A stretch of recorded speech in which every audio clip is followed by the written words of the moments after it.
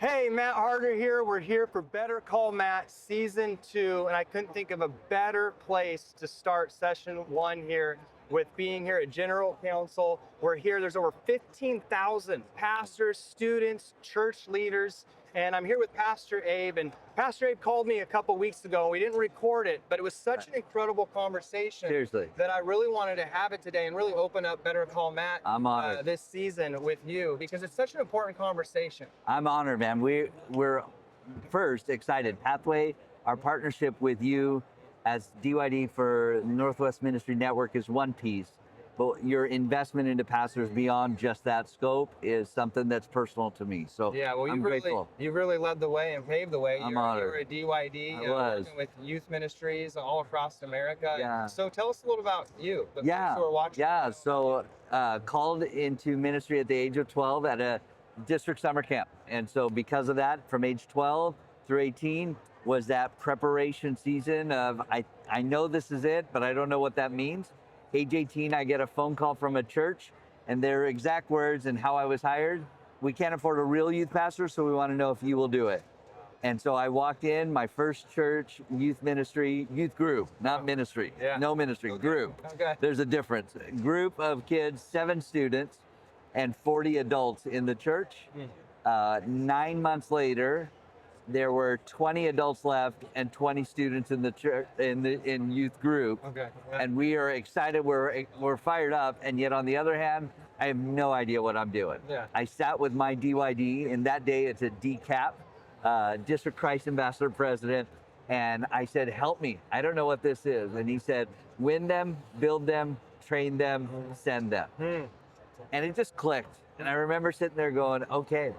From that point to present day, I've laughed and said, I have been a youth pastor still, and God just trusts more generations to me today than before. Yeah. So served as a youth pastor in 3 churches, became a district youth director. I was 29 years old, served NorCal, Nevada, and then left that role in 2013. I'm now a lead pastor. Pathway launched as really the heart of continuing what we had started as a DYD, but also as the remnant of what my heart was as a youth pastor, seeing another generation launch into the fulfillment of God's call on their life. So it's my story, pastors and leaders that stood around me, and now I get to be a part of that. Right now, it's Pathway. Just in 2019, when we launched what we now call 3.0, there's over 8,500 students, all 50 states, and now over 40 nations that are leveraging our platform. And it humbles me that it started. Pathway 1.0 started while I was the DYD, and the vision of empowering leaders, especially connected to the next gen, but not limited.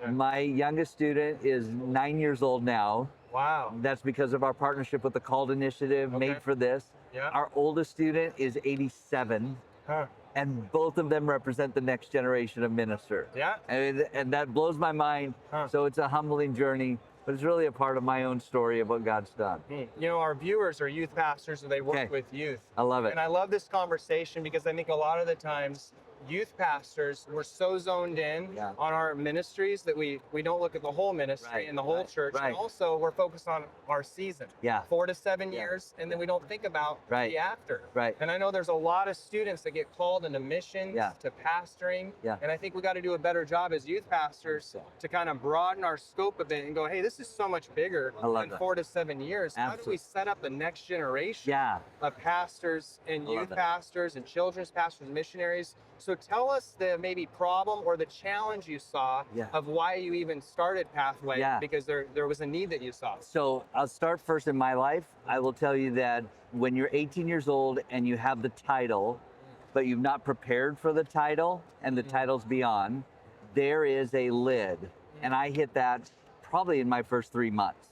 I don't know what I'm doing. I've never preached a sermon. I don't know how to do this. I don't know how to build. Yeah. And so there became a hunger for growth, but my hunger started very immature, premature, in which I was more excited about growing a group ministry as opposed to myself.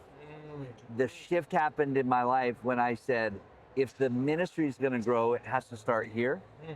I walked through Bible college. I finished Bible college, but God did something in my life probably around 2015. I'm now a lead pastor. I've gone through mass crisis, a church split, 2 lawsuits. I'm in only a few years, and I'm sitting back trying to figure out, how do I do this? And the words I said to the Lord, I've done everything I know to do, Lord. Now you have to do something new. And his word for my life, if you want new results, you need to dig new wells. And it shifted everything. And so what I say to young leaders especially is, if you look at today's season alone, and I think it's an old John F. Kennedy quote, if all you look to is the past and the present, you're guaranteed to miss your future. So much of my time, so much of my early years of ministry were all about today that I was failing to prepare for tomorrow. And I'm in a mode today, and Pathway's now a part of that, where we're helping establish the foundation for tomorrow. I, like you, have continued beyond a bachelor's degree. And I've continued, and it wasn't for extra letters after a name. It was to stand at doors that God had opened and be equipped to walk through it. And I've just had that posture and prayer for every leader now we serve, that they have the lifelong learning posture, so they're ready for what God has, not just for today. He's trusted you with today, and if you're good and faithful, it's either good and faithful or wicked and lazy. So if you're good and faithful, he will trust you with more tomorrow. No, that's great. And I think there seems to be a disconnect at times when I'm talking to youth pastors, maybe those who are watching, a disconnect between kids that are passionate and you hone those kids and you're excited to have them in your ministry. But then there's this kind of academics and passion separated. Right. So how do you see with Pathway how that can bridge it? Because there's such a balance with that. And how do you see that working itself out with, we got to find passionate kids that'll do the ministry, but also care enough about them in their future. How do we incorporate that academic? Because at least for me, when I was called into full-time ministry, what was holding me back to get licensed and ordained wasn't actually even like doctrine or any doctoral points. It was literally the schooling. And everyone's different, but for me, it was hard to really get my foot and feel like, hey, I'm going to now go and study something that I can be doing right now. So tell me about that tension that we often face and how Pathway can help bridge that. I think to understand Pathway has to come first from the vantage point that this is hands-on practical ministry with a theological foundation. Every profession, if we just look at profession alone, every profession has a season of preparation. I have never thought about going to see a doctor who said, I've not gone to school to train for this, but I'm okay with just kind of sticking around the office and picking up things on the fly. I wouldn't do that with a medical doctor. I wouldn't do it with a dentist. I wouldn't do it with an attorney, and I've needed 5 since I became a lead pastor. So side note, shout out to attorneys, and if you're a Christian attorney or you know someone, send them my way, because apparently I keep getting sued. But I've not looked at that with the same heart in pastoral ministry, and I think that's one thing that ministers that are coming into ministry have said, I'm okay without a season of preparation. So I think senior pastors like myself have been guilty of saying, I need the void filled, and that's more important than how you have trained, how you prepared. If you are already, so the pastor that's serving, if you're already in the local church and you're serving, this is not about resigning your position. This is about Pathway saying, let us do this while you are serving. And the purpose of that is to take what you do in your day-to-day ministry, add the theological foundation, and the two together builds the foundation for longevity. That's become the prayer. I love that illustration, because if I'm getting operated on by a doctor and there's a certificate of internship and no doctorate, that's it. I'm not letting you operate on me. So much more spiritually. Right. And that's the depth. And every doctor's office I've ever walked in, I look at their degrees. I want to see it. I always say to people, I also want the doctor that has been doing this for decades and then young enough to be technologically advanced on the latest gadgets and whatever else. So there's this tension that's constant in every field.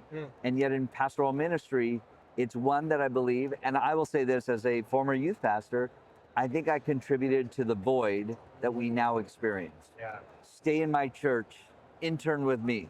We'll sign you up for this class. You can do a couple things here and there, but the reality is I want you to serve and you're going to learn more. And that's not wrong, but there's a season of preparation that has to have a base That's where Pathway said, we want to fill that void. Yeah, yeah, and it's really, this conversation is so much even bigger than Pathway. Right. At academics, it's That's a it. lifelong learner. That's it. What do you tell, I think, a youth pastor that's struggling with this because they don't have their education? Right. So we're trying to tell leadership, like, hey, this is important for your Right. students, Right. but we don't have it. Right. Where do we go from there? If someone's watching. Yeah, at some point I would say this.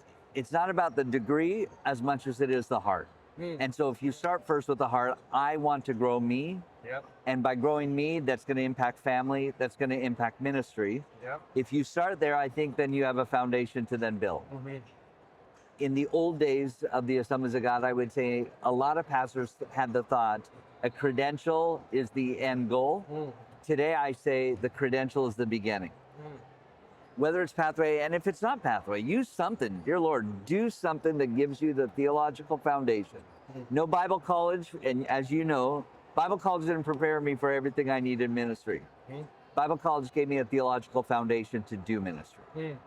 The hands-on, and that's where the tension, and that's where we saw a generation step into the local church as opposed to traditional educational avenues like a Bible college or a university. Coming back into this with the full circle, I'm doing something that's going to prepare me. If the foundation can be built, and it can't just remain the same, it's got to continue to have pieces added to it. One of our new students is a district official from one of the networks in our 66 Assembly of God district or networks. And they were ordained decades ago. And the statement they made to me was, I haven't done anything since ordination, and that's 20, 30 years ago. Should I do Pathway?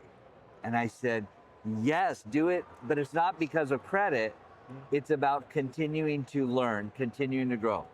If the only thing that we do, especially as a youth pastor, and this is what I was guilty of, I only used study for the sermon that was next. That's so true. Yeah. Yeah. If I look at my life and how much I needed for me, for my wife, for my children, and then for ministry, I think it changes the way that we prepare and begin to look at what avenues can I have. Yeah. Who's the DYD I get to call and say, talk to me, sit with me, walk me through this, mentor me, guide me accordingly. Those are the conversations that begin to shift when the heart is different and the foundation is deliberately built. Yeah. Well, one thing I love about Pathway is the unique way of how we've structured it. You've structured it as the founder. And we really are in a unique time in society on schooling, universities, how people get educated. Right. We could all agree that we all should be lifelong learners. Absolutely. How do you see Pathways kind of coming into that unique season we're in, where there's just other ways to do schooling, and how do you see that different? And then how do you also see it maybe as a partnership with like a Northwest University or an SCU? How does that go hand in hand? So Pathway, the top two issues that prevent someone from pursuing education is time and finance. And so affordability and accessibility became our priorities. Affordability, we do this as a subscription-based model, and with the subscription base, it's $50 a month, and you can cram as many courses as you want. Wow. Okay, so $50 a month. $50 a month. as much as you as can many as you can do. My record right now is a Chi Alpha student who did 5 courses in 1 month. Wow. And we're convinced it's because he didn't have the second $50 per month too. So right or wrong, The reason. he has the record. Yeah. The accessibility, when everything is video based or article based, when it has the accessibility of on your phone, because we carry that with us. I don't know where yours is. I think I'm seated on mine right now. Yep. And so the fact that it's accessible, no textbook, we incorporated all of it. We bought the library that gives us the licensing to put all of the text on. We're not, if I wanted to build a business that was financially viable and taking from every avenue, I wouldn't have looked at education. That actually will suck more than it's going. But we looked at this as missional, and because it was missional, how do we serve? How do we give? How do we do? And it has been explosive ever since. Because of that, we also upped the value of what Pathway offers. So every course has an academic value of 40 academic hours. Because of that, every major Assembly of God university, Northwest, you said, and obviously Northwest Ministry Network is home, Northwest University became the first university partner with us. Oh, wow. Okay. Yeah. New president that is coming in, and we're probably going to have a conversation because Northwest was number one. They actually have the least amount of transfer units, but that opened the door, and everyone else said we want to beat Northwest. So that's how it started. We now get to come back and begin to say, let's level up. But at the end of the day, every AG school said the academic value of what you are preparing them for is equivalent. The average is about 1 unit per course. So if someone takes all 28 courses with us, they actually have 28 units that they are able to transfer in. And again, it's $50 a month. Wow. The typical student takes 5 to 6 weeks per course, but you can definitely do it faster than that. So this is how this 9-year-old, it's almost like a running Right, start for them. right. Because they can get done with these 2 Yeah, years. that's and it. then when they're at 18, 18 years old, college, yeah. They have some credits that can actually They transfer. they have the college credits. What we're partnered with, you're wearing the merch called Initiative. Yeah. Pathway is their educational partner, and it's because we network with every other university. And so with that, called prayer, our desire is to see the sophomores, juniors, and seniors begin, so that by the time they get to their senior year and finish, they will actually have finished all of their certified level for credentials with the Assemblies of God. Wow. I wish I had this when I was 18. I wish I had this. I went to Northwest University, but it took me about 3 years to really get into it Yeah. because, I mean, I'm from a rural community. Education was never a forefront Yeah. for me and my Love it. family. And so to think about this for students, for anyone, Yeah. and for youth pastors, there's youth pastors out there that That's are kind of kicking the tires of going to school. This is a perfect bridge, Yeah. even to get kids kind of in, That's it. experimenting. It's- Okay, this is what it means to get Yeah. my classwork done on Right. time. Right. And that's really a discipleship formation. That's the and prayer. Launching them into a university or wherever they Yeah. go. So by the end of a year, they can get certified, or If they're averaging one course every 5 to 6 weeks, it's possible to have 10 courses done in 12 months. wow, Yeah, and that's a certified level, Wow. level 1. that's amazing. So as we start to kind of close out Please. here, I would love just to hear, like, talking to youth pastors watching this, encouraging them, Yeah. whether they're not doing schooling right or haven't, or they have some students that are called into full-time ministry. Yeah. They just haven't got around Yeah. to encouraging them. Yeah. What would you say to them in this moment? So I would start first, Pastor, I love you. I'm praying for you because I remember that the number one prayer I had, especially in my early days of ministry, was balance. How do I do all of this at the same time? Yeah. So beyond education, I would say, one, my prayer for every youth pastor especially, or any young leader that's just beginning in chapter 1, the prayer is balance. And so the answer to balance is to grow yourself. Yeah. You said yes to the call of God, but now you have to prepare yourself. Healthy ministry requires a healthy minister. So my encouragement, this is not an educational push. This is not about Pathway. It is our DNA. We want you to be healthy so that you have the ability to build a healthy ministry. Your health is personal, it's familial, it's relational, it's spiritual. It requires some depth, and that's where this educational piece plays in. Yeah. I encourage you, regardless of us, to connect with Pastor Matt and begin those conversations of, tell me what's best. I've talked many students out of Pathway, not as many, but Yeah. some, Yeah. because we weren't the right fit. Mhm. I would rather you be engaged in some kind of leadership development element as opposed to just settling for us to check off a box. Do what works, but the prayer, build your foundation so that God can trust you with more. So good. I love that. We don't ever want to be a stumbling block Good. for our congregations, our students, those who we're discipling, and often we can Yeah. be, even in our own insecurities. And it took me 7 years to get my BA. Yeah, And I come remember on. there were moments where I wanted to quit, Yeah. where I was getting insecure, and students would ask me about college and I love stuff, it. and I'd have a bad attitude about it even while I'm in there. Right. And so I just want to encourage you as you're watching So this good. today, again, bigger than Pathway, Yeah. that we would be lifelong learners, Yeah. and we would never be a stumbling block for students and all they can be I love it. for God. And so we set the tone, we raise the bar. And Come so on. if you're a youth pastor and you haven't finished your academics, Come on. man, it could be Pathway, it could be something, but do something That's right. and lead the way and prepare the way for a future generation, not just to do ministry, but to be formed and to have spiritual Great work. formation outside of our even own congregations, Good. exposing them to a bigger world and other teachers so they can be all they can be I love it. in the gospel of Jesus Christ. So thank you for your time Thank you. today. Grateful This was for you, buddy. incredible. Hey, Thank you. season one, Thank you. season 2. This is session 1. Thanks for joining us today. We'll Thank you. see you again on Better Call Matt. Grateful.